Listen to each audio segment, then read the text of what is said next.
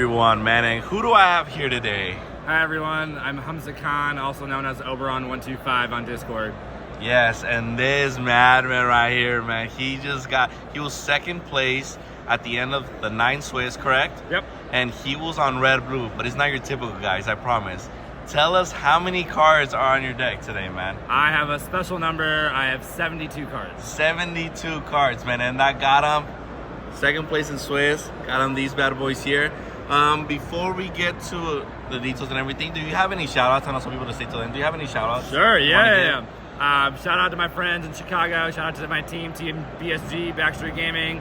Shout out to the Seattle folk that I'm currently working with and hang out with. Shout out to Mock Seattle. But yeah, shout out to the community, honestly. They're the reasons why this game is so much fun to play and why I do what I do. Oh man, that's so awesome to hear, man. And okay, so I was telling my friends, we were all talking about, like, dude, we can't wait to hear your explanations, your ratios, and kind of take us to this deck. Sure. 72 cards. Yeah. And I'll let you kind of just go through it. Let's see what you were cooking. Let's see what Happy to do so. All right, we'll start with the ones. We had 3 ice blocks. Yes. Sure, yeah. All right, happy to do that. 3 ice blocks there. 3 ice blocks there. Ice block, actually, I was down to 2. I added 1 more because I'm on the Sisu line. And it ended up being an uninkable that I wasn't that heavy favored for, but I ended up using it and it worked perfectly fine. I got 4 pops, staple, can't do anything about that. I got 4 Visions of the Future. I think this is the most broken card that was printed in set 5. You need 4 ofs immediately because there's no other thing you're gonna do, especially in my deck, you're gonna dig so much. Spicy tech at the end, I went with 3 Gastons. Honestly, 2 reasons why. 1 was for the Sisu line, in terms of having Sisu and Flynn Rider versus Ruby Amethyst, and also to get rid of daisies if they don't immediately grab your the Cinderella line you. We got 4 1-jump aheads. Part of my 11 ramp sources in the entire deck. You got those 4, and you also got 4 Tipos as well. Honestly, standard. I don't think ramp, right? Yeah. You can't play these anymore. Another spicy line I got 3 hideaways.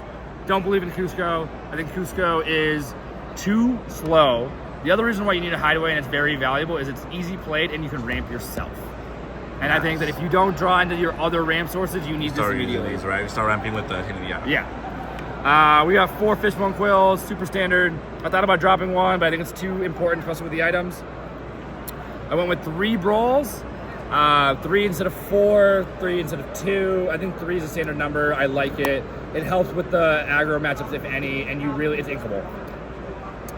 3 small Sisus. My ratio for small to big, I am playing both, and I believe in an equal ratio for either. That if you don't do one of them, you can't play the other. So people who are like, I'm only playing the big Sisu, you're gonna get wrecked in the mirror. The mirror requires small Sisu for you to get rid of Hiram. And yeah, you have Brawls, but people are also cutting down on Brawls. Hard thing to do. The name of the game, king of all the red-blue decks, Hiram. I gotta have 4. His counterpart, Gramma Tala. Working with that as well. Other spicy tech, Belle. Nice. How was that for you today? I know it's only a 12 and a 72 card. Did you see it often? I did. I saw it. It is an insta-win card. I think of it as the blue goat, literally. If I get to 15, I know I win on hand. Also, having Belle in hand, I can telegraph 3-4 turns ahead, especially if I have Dime on board already, on where I need to be to have game. If that means, hey, I need to remove stuff right now because I'm getting incremental lore, we're all good. If that means, okay, cool, I'm gonna bait the Belle, I'm gonna put the Belle out and you have to remove it immediately, that's also how that works. That is your 1 through 4s, right? Okay, yeah. 5, we got 3 Mauis instead of standard 4. There you go. Honestly, I like this choice. There's a reason why I play 1 Scar with the 3 Mauis, and that makes up my 4 rush characters. If I'd played like the fish hook, I would have played 4. I think you need Mauis. I don't think you can really go down from 3, especially in a Ruby Amethyst with Flynn again. Other spicy tech, 2 Gastons. I've always loved that card. Tell me about it. So 2 reasons why I play this. 1, because of the amount of cards I'm playing, because of 72, I need more dig power.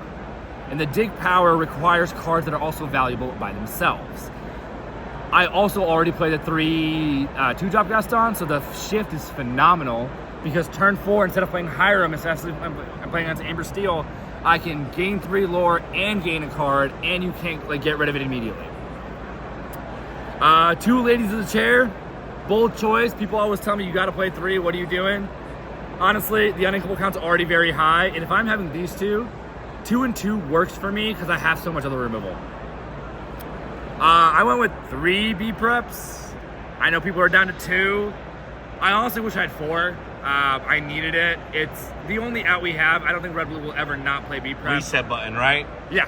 It's there's a reason why I play 3, and it's coming up in a second. But you need the removal, and people are like, no, we have Sisu lines, right? People are saying Sisu lines are the way to go. Sisu lines are good if you play 4 ice block. If you're on less than 4, it's a lot harder.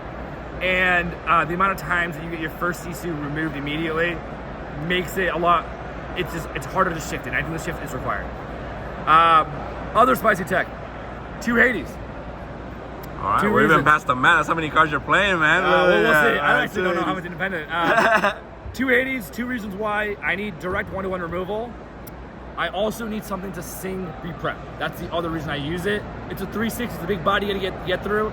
I was originally on 2 Let It Goes, but because of the ramp, you need this faster. And so I'll play this faster. And it did so much work for me. 1 Scar, similar to the line I was telling you with the Maui's, Scars, especially with Pete nowadays, you need more Scar. I'll probably go up to 2 Scars, honestly. Fair. I might drop something else to go up to 2 Scars. It is super necessary, and I think people are gonna start playing more. The dime package, you got 2. Everybody knows that, no questions asked. Other spice, Mufasa.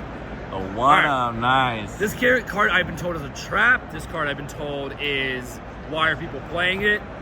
My reason is if you do not answer Mufasa, immediately you lose the game. There is nothing you can do. I think the one of us fine. I could drop it at the end if I want to drop my uninkable count, but I played this. I got scooped immediately. He's like, yeah, I can't get rid of that as like an Amber Steel player or Green Purple player, that kind of thing. 4 Tommies, standard. Can't go. You cannot drop Tommy in a items build. We got 3 Sisus. As I told you before, 3 and 3. Honestly, Sisu might go up. I think it's an MVP. And then 4 Maleficent Dragons. Yeah, so another direct removal. I like direct removal. Right? A lot of Red Blue players have said we don't need Dragon anymore. How are you getting rid of Tamatoa? How are you getting rid of Belle? How are you getting rid of a lot of the direct threats that need to be in? How are you going to remove Mufasa? I think it's absolutely necessary. So if you look at my numbers, there's a little bit of science, not science per se, but rationale that I went with my deck. My rationale is as long as you have enough of cantrips and enough dig power, it doesn't particularly matter what number your cards you're playing. Now, of course, your ratios are higher, but as long as your uninkable count is 1 to 3, you're fine, because that's a lot of what the standard is. Most decks are playing 19 to 20 uninkable cards out of a 60 card deck. I went up. Wow, this time my deck is a little bit more. It's 25 instead of 24. But that was a call that I made at the end of the day because I was like, it's fine as long as I draw through it. Draw power, we've got Pawpsicles, we've got Visions. I also qualify any ramp as a draw card because it's technically adding to your value. Right. We got 1-jumps, we got Tipos, we got potential hideaways, we got Fishbones. Hiram by himself doesn't do it, but you know how that works. Yes. Gramma Tala, we got Belle, we got Gaston. Extra inks, extra cards from deck. Exactly. We got Mufasa, get you 2 cards. Draw 2 in a way, right? Yep, and then technically Tamatoa as well. So look at the numbers. We got 4, 8, 12, 16, 19, 23, if I can do math. If you don't want to count that, 27, 29, 30, 34. So at that point, it's like almost half your deck is a filter. It's value. / just replacement or just Correct. literally pluses or Correct. literally that. Correct. Which is why you would say you can get away with that high plus 70 card deck, right? The other thing is, as long as your ratio of value to uninkable is more than 1, you're fine. I have 25 uninkables. My value is like 34. It's like 1.5. That's where I want it. Would you say also, you know, how very generous the mulligan system system is in Lorcana. Yeah. Maybe a big reason why also this. Yeah. I mean, people. There was a guy I talked to before who asked me, "What do you do if you don't have an item turn 1?" I was like, "That's fine." I mean, yeah, if I don't have a Hiram item or a ramp source, now I have 3 things I can get to. I need to get one of the 3, right? Yeah. If I don't have all of them, that's a problem. But it's the ratios are a little higher. People have argued go more with items. I was like, Hiram's good, but Hiram gets removed right away. He is the MVP, of course. You can make it work. It just requires a lot more aggressive ammo of it. People have said, why don't you play 80? Why don't you play 90? Honestly, that's just my own personal take. I like the 72 number. I can go down to 66. I have played 66. I've never played over 72, and I caution against playing over 72, personally. Especially if your unequal counts are getting really high. We want to play all these cards, but like... You used to want to just play cards just to add cards, right? Yes. You're playing 72 cards, but you're not just because I just want to defy the rule and play 6, right? You're playing 72 value cards. These are all amazing. Nothing Each of is its here own, just for itself. it's so really good. The synergy, everything is just broken, right? The funniest part is, I recently played against one of my buddies from Seattle, who's part of this team called The Incredibles, and they were like, okay, I got to figure out what you're doing, right? So I was like, all right, play my deck. And he gave me his deck, and he was red-blue, and I beat him with his own deck. He's like, I was out of cards. I was like, okay, did you ramp and play Mufasa? He's like, yeah. He's like, you're at 4 cards now. You're fine. The issue that this deck, and why I caution against playing more than what you're comfortable with, is distress tolerance. I'm used to playing more cards, so the micro decisions you make are very natural to me. If you go and try this, you're gonna be like, yo, there's so many things you can do. It's this, it's that. He got lucky maybe with his matchups and that, right? They don't understand the whole thing. You know how it is. I was like, it is, but it isn't, right?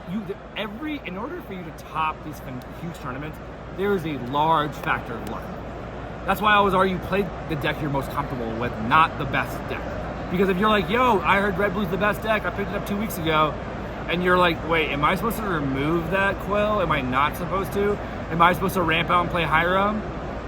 If you play Hiram, you're gonna get it removed, and then what? Where's your other card draw? So, I've been on Red Blue since set 1. I started it day 1.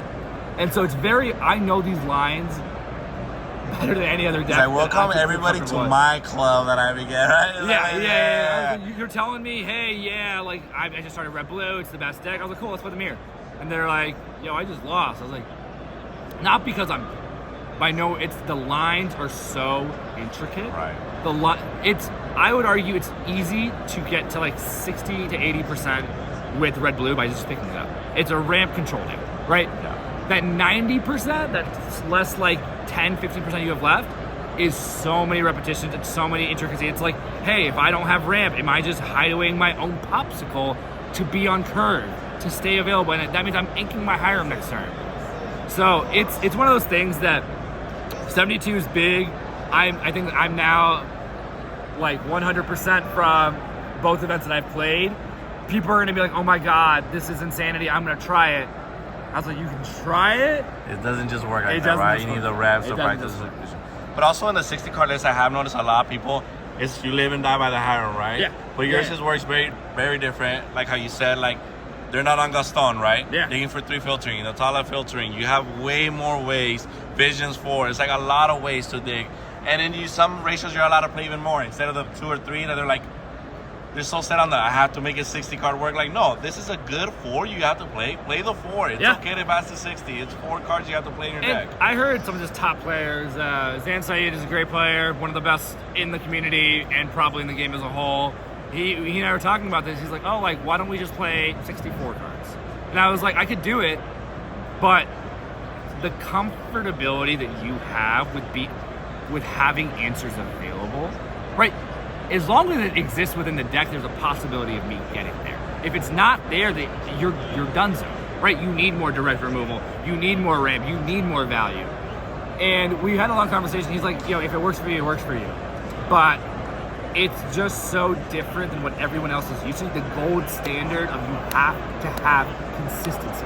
And I was like, consistently, I can still find my answers because of the draw search power.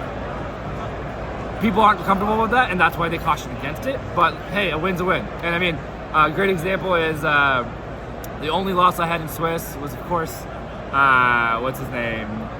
who was number 1 seed overall. Well, that was your loss of the day, yeah, number that was my 1. only loss of the He's day. like, I'm number 1. Right? Yeah. And he and I talked about it. He's like, I've seen your deck list before, right? I was like, I cannot.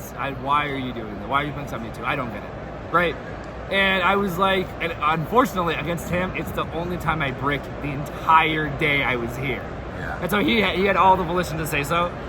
But the argument is the answers exist, and you need to be able to find them one way or the other. And sometimes, I mean, it is luck of the draw. So Right. I would say it's 30% luck, 40% skill, and I don't know, 30% what the environment's like. If you're having a really bad day and you're just playing the worst matchups along, and that's not even luck, right? It's card draw. If you had the worst matchups, you can't really do anything about it, right? My top 64 match today was against Amber Steel aggro. Amber Steel I should be favored in 9 times out of 10. This man, great player, went Daisy Duck, Piglet, Daisy Duck, Piglet.